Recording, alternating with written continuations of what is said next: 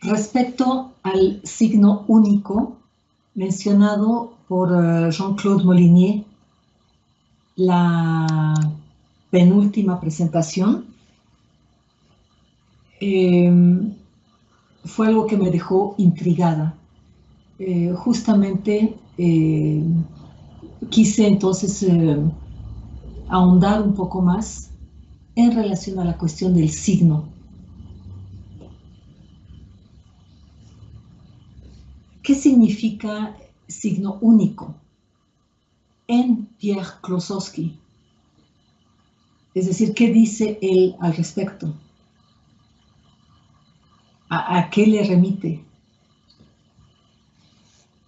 Es un término que Klossowski usa para referirse a Roberta en una trilogía de novelas que son Roberta esta noche, Los Souffleurs o el Teatro de la Sociedad y la revocación del Edicto de Nantes. ¿Quién es Roberta? Es el nombre de la protagonista de sus novelas y es también el segundo nombre de su esposa, llamada Denise Robert, inspiradora de sus novelas. El signo único es Roberta.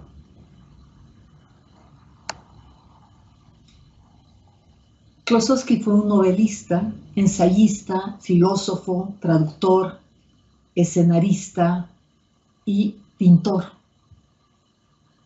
francés. La historia de Roberta esta noche es la siguiente, brevemente. Se trata de una novela publicada en 1959.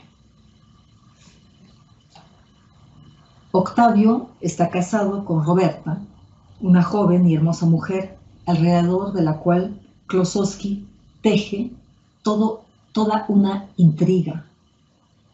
En cada parágrafo está presente ella, activa, largamente descrita en los movimientos de su cuerpo, en su vestimenta, en sus desplazamientos, en sus palabras, sus pensamientos íntimos y sobre todo en sus prácticas y juegos sexuales. Octavio impone a Roberta, en la vida de todos los días, una ley que sabiamente elaboró. Se trata de la ley de la hospitalidad. Presta a su esposa a otros hombres extraños, extranjeros, invitados por él a su casa. No es que la prostituye, más bien la somete ritualmente a un adulterio. Dice, yo no apunto de ninguna manera a una puesta en común de las esposas, ni defiendo en favor de una prostitución universal. No es un amante casual que intercambio con amigos contra las suyas. Él lo que hace es prestar a su esposa.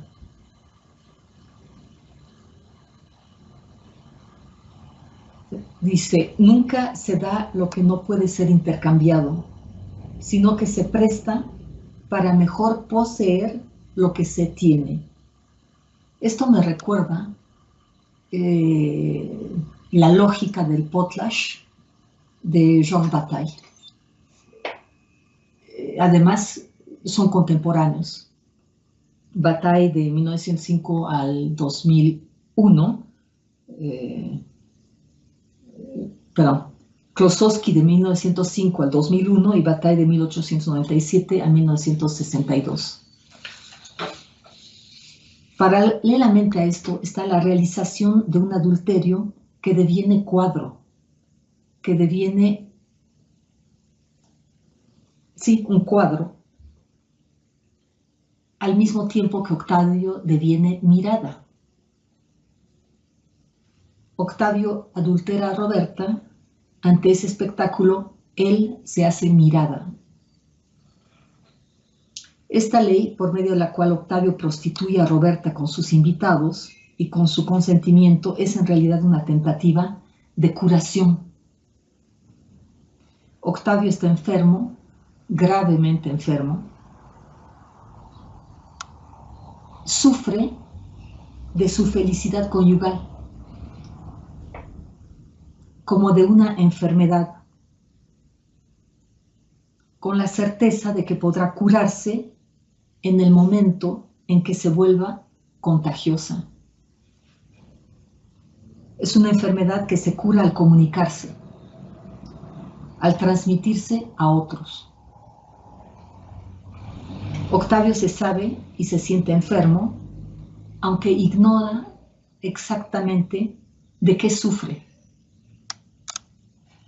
Pero al manifestar su mal a otro, su sufrimiento encuentra una expresión.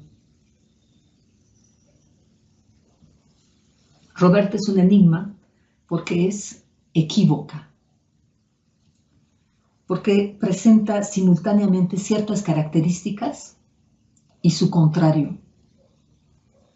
Es a la vez pura y sucia, fiel y puta.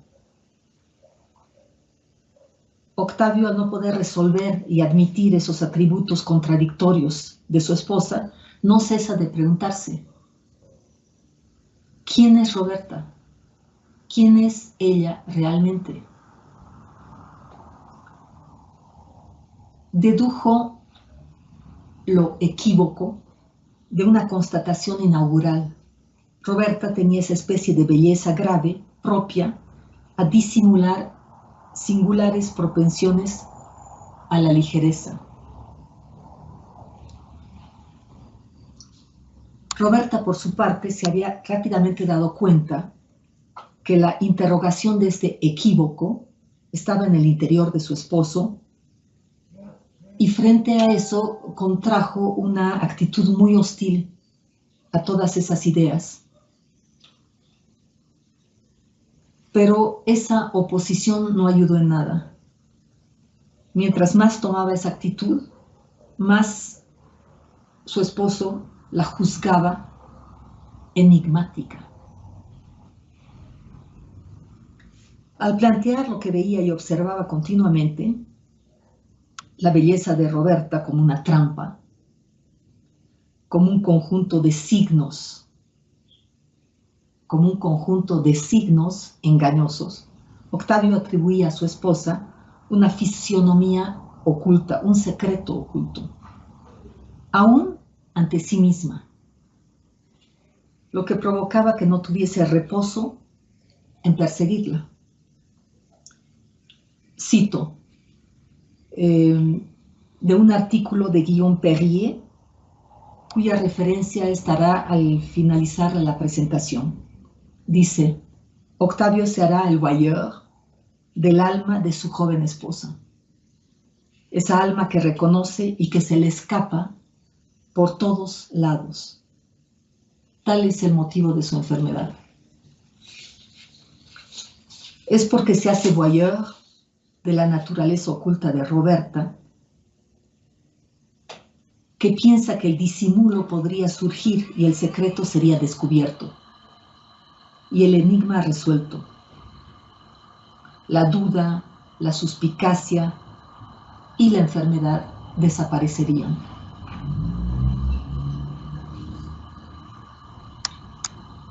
Vuelvo a citar al mismo autor. Dice: a la vez se establece un verdadero tire y afloje entre conceptos teóricos y dispositivos perversos. La teorización exacerbada sirve también a Octavio para señalar en Roberta lo que oculta. Más allá de las palabras, de los gestos, como manifestación corporal, se inscribirá una verdad. Roberta, la esposa buena y fiel, se anula y surge la otra Roberta, ávida de traición, librándose a rituales pornográficos que en la violación la colman sexualmente. Y esto es lo que no soporta: percibir. ese goce en ella.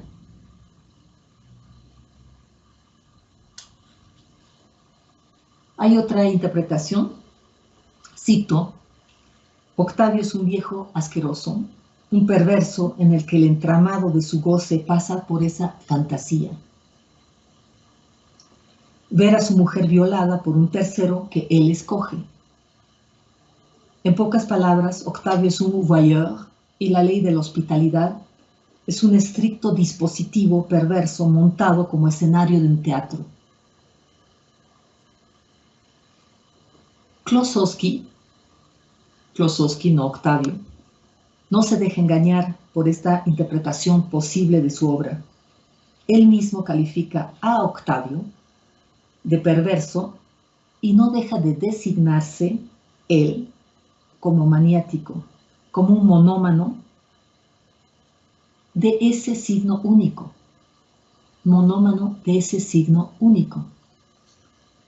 Un obsesivo, un poseído.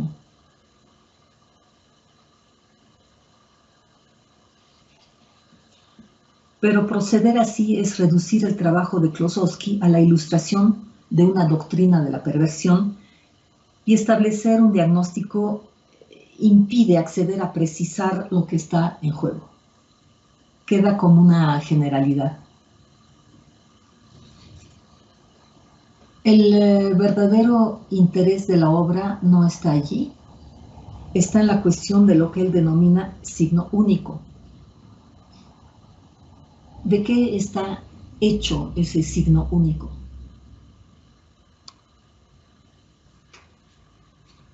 Klossowski hace una distinción que se encuentra en toda su obra entre el código de signos y el signo único. Los signos cotidianos constituyen el código por medio del cual nos expresamos, designa el lenguaje hablado. El signo único es de otro registro. No es un signo del código cotidiano.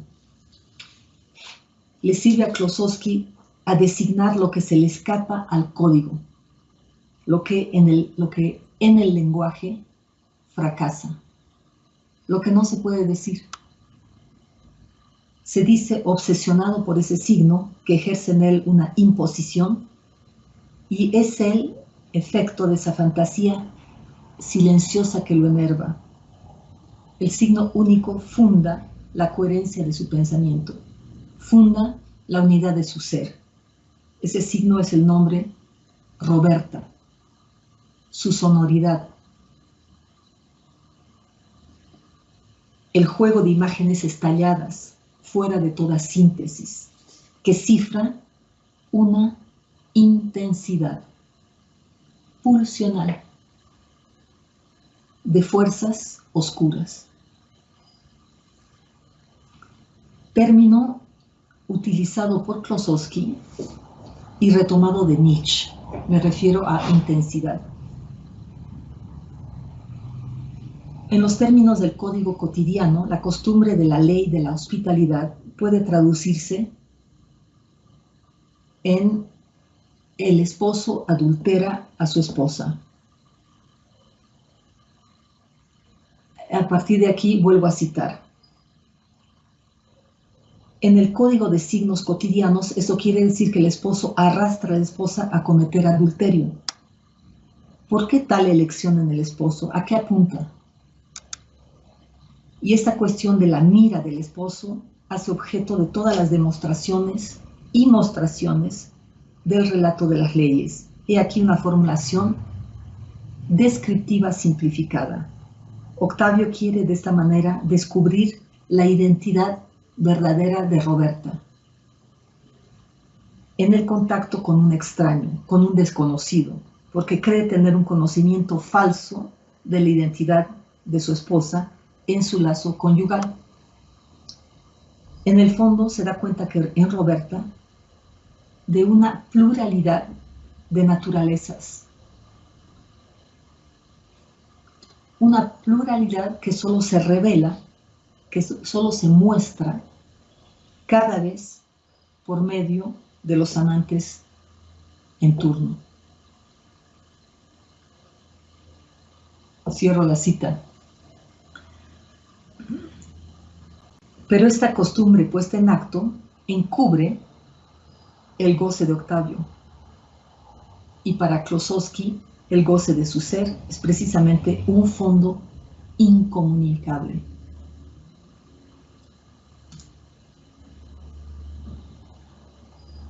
Octavio no siente goce de su bien inalienable más que alienándose él cada vez. La mirada de otro aumenta el valor de la esposa al reproducir esta escena, y el goce de Octavio es intensificado. Lo esquizo, coherente, incoherente, goce, código cotidiano, permanece exasperado, empujado a su máximo. El marido le ordena a su esposa cometer adulterio, y es lo mismo respecto al comportamiento de Roberta. Ella traiciona para ser fiel a su esposo.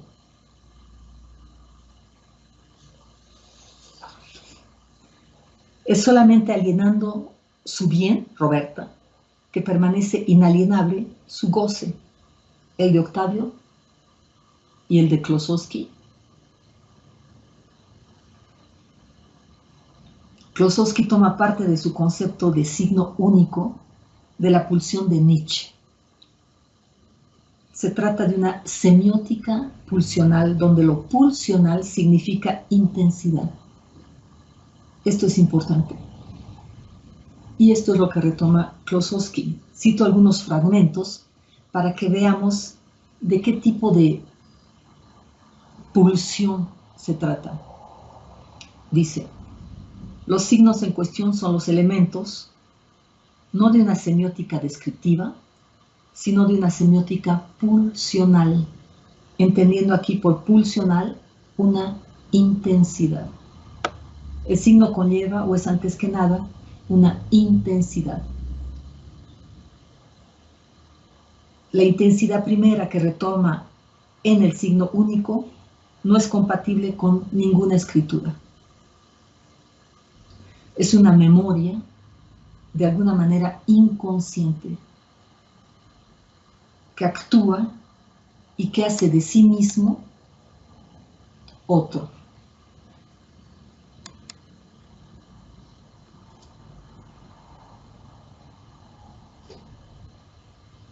En la experiencia del signo único, el pensamiento ya no es subjetivo, sino la intensidad queda como una afectación en el sujeto. Se relaciona con el eterno retorno nietzscheano, que es puramente intensivo. Lo que retorna no es lo igual o lo semejante, sino únicamente la diferencia. Klossowski ha mostrado la conexión del eterno retorno con intensidades puras que funcionan como signos.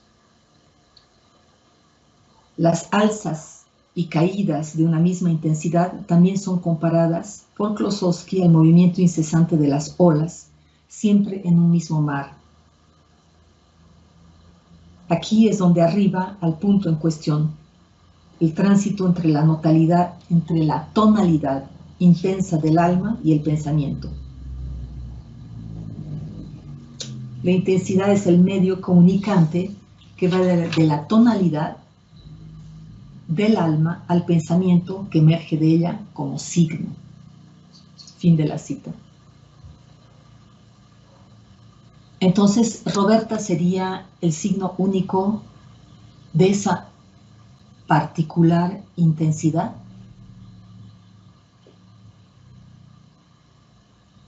La interpretación nietzscheana de pulsión tiene que ver también con la voluntad de poder. La significación de la pulsión no puede ser reducida a la voluntad de poder. Es decir, es importante ver esta diferencia, señalar esta diferencia. Es decir, que no se trata de una intención directiva en favor de la cual una cosa es anhelada en tanto objeto. No se trata de eso. La noción de poder expresa sobre todo una afectividad inmediata que informa y determina la capacidad efectiva de querer.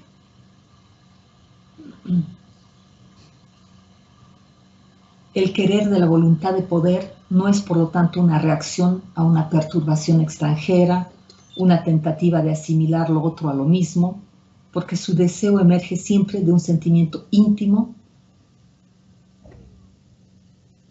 de un patén. La voluntad de poder deviene la única fuente y el único lugar donde puede emerger algo así como un sentido, como una significación. El mundo se presenta a nosotros primero como un afecto, es decir, como una pulsión. Es algo sentido.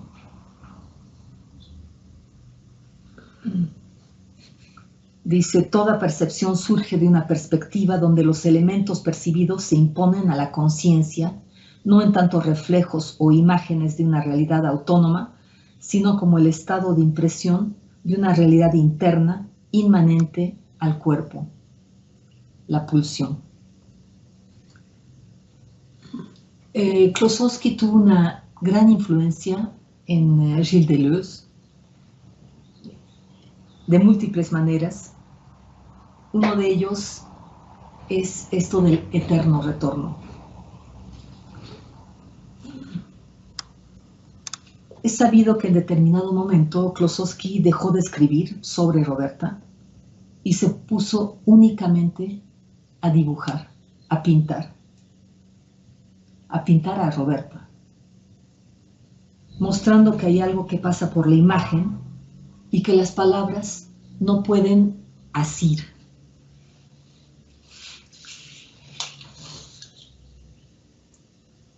Pero, curiosamente, al hacerlo, sigue manteniendo su ley de hospitalidad, al convertir a todos los que miran en extranjeros, que ven esos dibujos como voyeurs. Y Klossowski persistiendo en ese goce, desde esa posición que lo caracterizó, acceder a su goce, alienándose en otros. Ese signo único de Klossowski no es una idea fija, no pasa por el concepto, pasa más bien por el cuerpo.